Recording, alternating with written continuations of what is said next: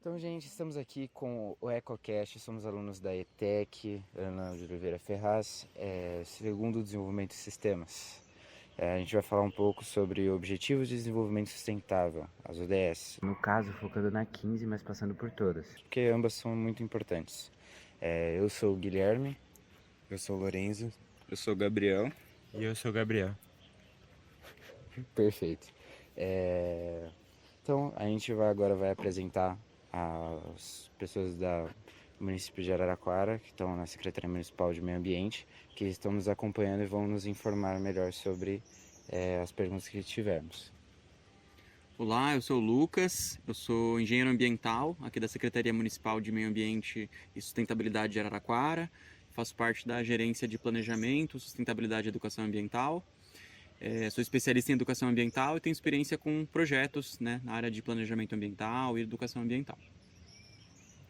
Olá, meu nome é Walter, eu também trabalho na Secretaria Municipal de Meio Ambiente e Sustentabilidade, trabalho na parte de educação ambiental também, e há alguns anos a gente já desenvolve alguns projetos e alguns trabalhos voltados à área ambiental do município. Oi, meu nome é Mônica, eu sou fiscal ambiental da Secretaria de Meio Ambiente e Sustentabilidade, trabalho no setor de planejamento e atualmente sou membro do Comitê de Redução de Risco e Desastre da cidade de Araraquara. Então, gente, só para ressaltar, viemos ao Parque do Basalto fazer uma visita e conversar com essas pessoas que acabaram de se apresentar para podermos, da prefeitura, eu ressaltei já, que vamos falar um pouco mais sobre as ODS. Sim, propor uma conversa aqui sobre os problemas do município e também sobre a região em geral e sobre essa parte ambiental, que é um problema muito recente e também vem de muitos anos para cá, sendo um dos principais problemas que a gente tem enfrentado. Então, gente, para começar a nossa conversação, eu gostaria de saber sobre as queimadas. O que elas causam, quais são os riscos dela, o que isso pode afetar a gente, tanto a fauna quanto a flora. O que vocês podem falar disso pra gente? Então, as queimadas, elas podem ocorrer de duas formas, né? As queimadas, elas podem ser naturais ou criminosas. As queimadas naturais, geralmente, elas ocorrem no bioma do Cerrado, quando o tempo passa por um período de estiagem longo, né? Formam-se nuvens carregadas, né? E dá um raio e inicia-se uma queimada. Então essa é uma queimada natural que tem que ocorrer de tempos em tempos nesse bioma, mas também nós temos as queimadas que são as queimadas criminosas, que pode ser tanto dolosa como culposa, né? Pode ocorrer por um descuido, uma pessoa arremessar uma bituca de cigarro com uma vegetação muito seca e isso gerar uma queimada. E também pode ocorrer, né, por maldade mesmo, a pessoa colocar fogo, às vezes, para limpar um terreno, para limpar uma área, para fazer uma pastagem, enfim. Ou simplesmente porque ela tem prazer em ver o fogo, ver as coisas pegando fogo, né?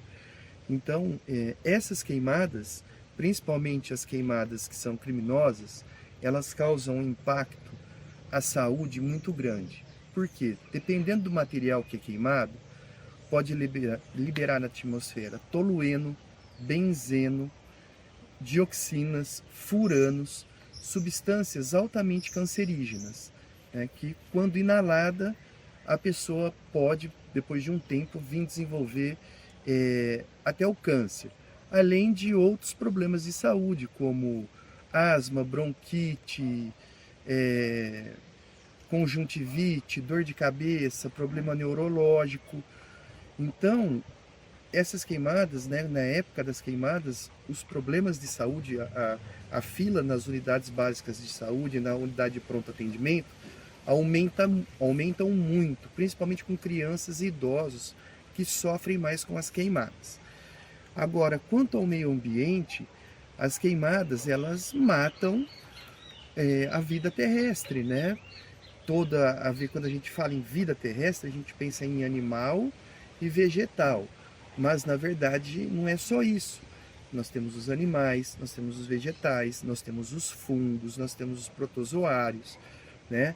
Nós temos a microfauna do solo, a microflora do solo. Então, causa um impacto muito grande.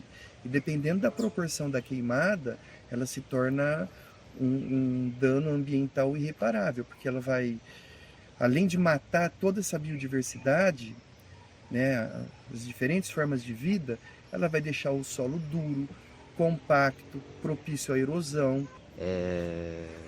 Enfim, Então, próximo. essas queimadas principalmente podem acontecer muito em canaviais e com o intuito de queimar a cana, né? E depois que o solo foi queimado, tem algumas práticas que você pode fazer para tentar recuperar esse solo? Como é que funciona depois da queimada, assim? Tem umas medidas que você pode tentar recuperar essa terra, amenizar esses danos? Eu acho que a queimada do solo em si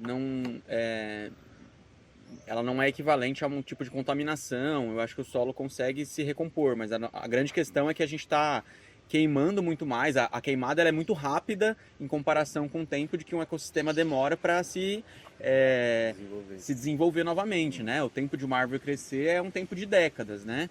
Então, assim, por mais que teoricamente existe um equilíbrio, quando a gente está num contexto, né, urbano dessa forma, né, cada vez menos espaços verdes, menos fragmentos florestais, e você ainda tem esse agravante de queimadas criminosas, de estiagens prolongadas que propiciam essas queimadas, esses focos de incêndio e a propagação deles, esse cenário dificulta bastante no sentido de que a gente tem cada vez menos fragmentos florestais nas cidades, próximos das cidades, e isso gera um grande desequilíbrio, né?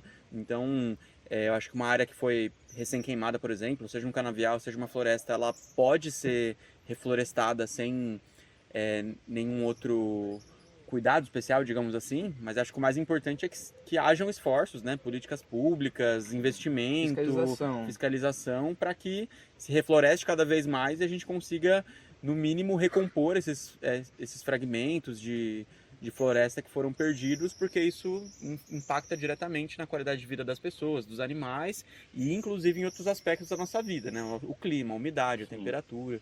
Até porque, como ele falou, isso pode deixar pessoas com problemas respiratórios e amplifica, sim. Você vê que nessas épocas de seca, as queimadas ajudaram. Os postos de saúde têm muitas pessoas com problemas respiratórios, como asma, bronquite asmática. Isso atrapalha muito, principalmente crianças e idosos. Então tem que ter realmente por parte do governo uma fiscalização e também é muito importante por parte da população realmente se vê uma coisa dessa, chamar os bombeiros, ter essa parte de ajuda, denunciar se vê alguma coisa suspeita, porque é uma parte importante que pode ajudar a acelerar o processo. Porque quanto mais rápido, acho que extinguir o incêndio, mais fácil, né, de simplesmente ter menos impactos para a população. E na parte de incêndio, tanto para os animais, na fauna, eu acho que acaba não só afetando a parte de acabar matando esses animais que vivem em certas áreas, como também acaba com, por exemplo, se tem uma onça que ela vive num certo ambiente e se queima aquele ambiente, ela não vai estar mais no seu habitat natural. Se ela migrar dali, por exemplo, ela não vai ter mais o que comer, por exemplo, acaba matando ela de outra forma, não só pelo fogo em si. E em relação às pessoas, o que a gente pode fazer? O que seria necessário, por exemplo, para se causar um reflorestamento, refertilizar um solo de uma forma não natural, que poderia acelerar? Como a gente poderia fazer isso? Eu acho que a própria matéria orgânica ela é importante, né? Quando você tem uma grande queimada, você queima, né, boa parte dessa matéria orgânica, mas isso pode... o solo ainda vai manter alguns nutrientes ali, né? O que a gente precisa fazer quando vai plantar uma muda é garantir condições propícias para ela se desenvolver, né? Então, você pode colocar uma adubação ali dentro do berço dessa muda.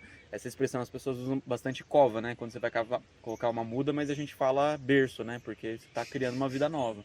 Então, existem algumas técnicas, né? Você pode usar hidrogel, que é uma forma de manter essa raiz mais úmida por mais tempo, né? Principalmente em períodos de estiagem. Então você tem que ter ali uma adubação adequada, fazer uma cobertura de solo em volta, mas o mais importante não é só plantar, é a manter, né? A manutenção, principalmente nos primeiros anos de vida de uma muda, principalmente nos períodos secos, ela é muito importante, porque senão você gasta um baita investimento plantando mudas, mobilizando esforço, tempo, dinheiro, mas tem grande risco de perda, né? Sempre tem algum nível de perda, mas quanto mais você tem uma manutenção adequada, né, um acompanhamento, você consegue garantir um maior sucesso para que essas mudas se desenvolvam, né, numa estatura, num nível que elas consigam de fato se manter e captar água pela raiz dela de uma forma um pouco mais sustentável. Mas assim, não são muito complexas essas medidas de adubação contínuo, né? Um esforço E só para complementar a pergunta dele, dos canaviais, no estado de São Paulo, a CETESB é proibida queimar cana. Não pode ter mais essa queima. E tanto também porque, como a colheita é mecanizada, não se colhe mecanizado quando há queima, né? Então, para o produtor, não é mais vantagem ele queimar por conta de multa e por causa de colheita. Então, geralmente, canavial também é criminoso, é colocado.